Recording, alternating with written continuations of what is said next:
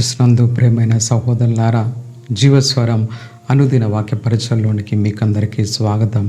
ఈరోజు ధ్యానాంశం మత్తయి సువార్త 2వ అధ్యాయం 19 నుంచి 28వ వచనాల వరకు.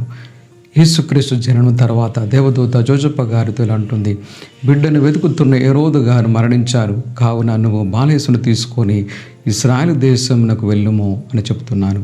దేవుని మాటలకు విధేయుడైన జోజప్ప గారు తన కుమారుని తీసుకొని నజరేతునకు ప్రయాణమవుతున్నారు. ప్రవక్తలు పలికిన ప్రవచనాలు ఇలా నెరవేరాయి. అతడు నజరేయుడని పిలువబడునని బైబిల్ మనకు బోధిస్తుంది. బైబిల్లో క్రొత్త నిబంధనలో, అదేవిధంగా పాత నిబంధనలో కనీసం 20 సార్లు మనం ఈ యొక్క నజరేయుడని యేసు అని మనం చదువుతున్నాం. ఉదాహరణకు మత్తయి సువార్త 1వ అధ్యాయం 24వ వాక్యంలో మనం చదువుతున్నాం. అపవిత్ర ఆత్మచే బంధింపబడిన వ్యక్తి ఇలా అంటున్నాడు, నజరేతు నివాసగి యేసు మాతో నీకేమి, మమ్మలను నాశనం చేయవచ్చితేవా అంటున్నాడు.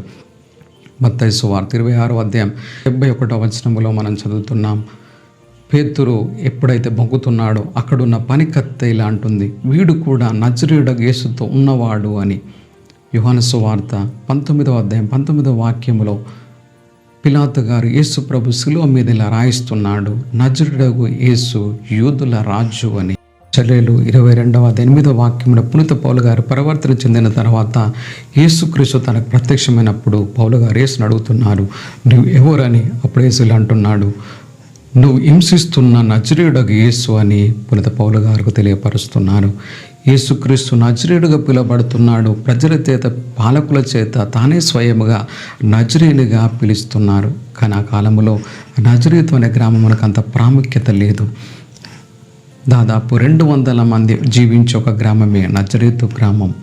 యోహాను సువార్తలో 2వ అధ్యాయం 46వ వాక్యములో మనం చదువుతున్నాం, నతానీయులు పిలుపు గారుతో అంటున్నారు, నజరేతు నుండి ఏదైనా మంచి రాగలదా?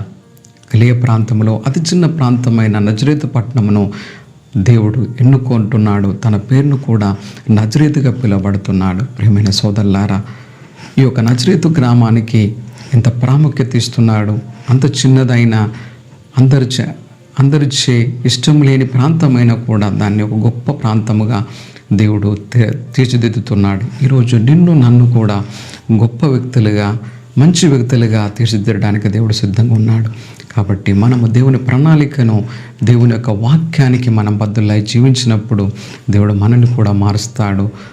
మనల్ని కూడా తన బిడ్డలుగా చేయగలుగుతాడు. తన చిత్తమును ఎరిగిన బిడ్డలుగా మనల్ని మారుస్తాడు. కావున ఈ యొక్క క్రిస్మస్ సీజన్, క్రిస్మస్ కాలము మనందరినీ కూడా దేవునికి జన్మనిచ్చే బిడ్డలుగా, దేవుణ్ణి వెంబడించి నడిచే బిడ్డలుగా, క్రైస్తవులుగా జీవించే బిడ్డలుగా మనం తీర్చిదిద్దాలని మనం ప్రార్థించుకుందాం. దయగల దేవుడు మనందరినీ దీవించునుగాక.